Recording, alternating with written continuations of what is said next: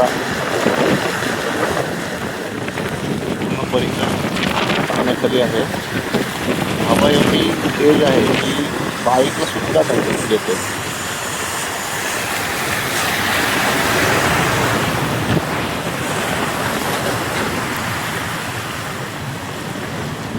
हायवेवरनं जी जाणारी आहे जे कामासाठी जातात त्यांना हेच सांगणं आहे की बाईक फास्ट चालू नये, कारण हायवेचं प्रेशर जास्त असल्या कारणाने हायवेवर बाईक ढकलून दिली जात हवेच्या प्रेशरमुळं. तर बाईक सावकाश चालवावी. आणि खूप जोरात हवा चालू आहे. पूर्ण परिसर पाण्याखाली गेलेला आहे.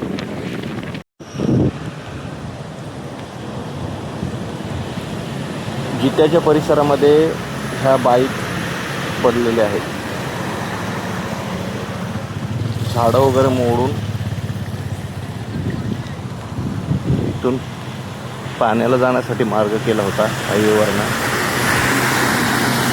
मध्ये मध्ये डिवायडर तोडलेले आहेत आणि पाण्याचा प्रेशर एवढा होता की बाईक वगैरे सगळ्या पडलेल्या आहेत. इथं झोपडे पडलेत आणि झाडं वगैरे हवेमुळं मोडलेले आहेत.